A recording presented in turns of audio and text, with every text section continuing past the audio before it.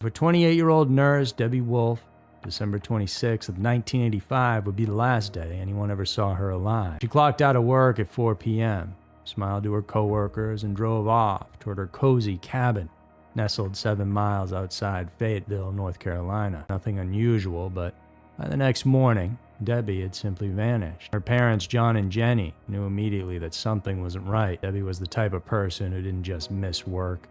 She was responsible to a fault. When she failed to show up at the hospital, her family and a friend, Kevin Gorton, drove out to her cabin to check on her. What they found there shattered any hope that this was just a misunderstanding. Debbie's beloved dogs were unfed, whining and pacing. Her car was parked oddly, not where she normally left it. Empty beer cans littered the property, even though Debbie wasn't much of a drinker. Inside her home, it looked ransacked in a way that didn't fit her personality. Her nurse's uniform was crumpled on the kitchen floor, her purse shoved hastily under the bed. Then came something even more creepy. A message on her answering machine left earlier that day from a man claiming Debbie hadn't showed up to work for quote-unquote days. But that was a lie. Debbie had just worked the day before. When Jenny tried to report her daughter missing, authorities brushed her off, telling her she had to wait 72 hours.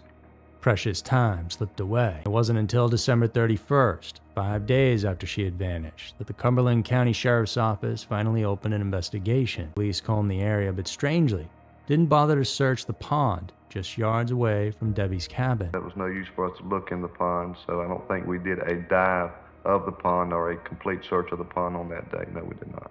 Her mother didn't trust the authorities, who weren't acting with any sort of urgency. So she took matters into her own hands. On New Year's Day, Jenny brought in 2 civilian divers, Kevin Gorton and a trained search and rescue diver named Gordon Childress. Within minutes of slipping into the murky water, Gordon found something. 2 sets of footprints at the bottom of the pond, drag marks, and then a barrel placed on top of something. And that something was Debbie Wolfe's body. The police in a town like this didn't like being one-upped by some guys outside the department. Instead of treating the scene like a potential homicide, they then treated it like an accident from the start. The cause of death was ruled drowning. So, case closed for the authorities, who theorized Debbie must have fallen into the pond while playing with her dogs. Nothing about that explanation sat right with those who knew her.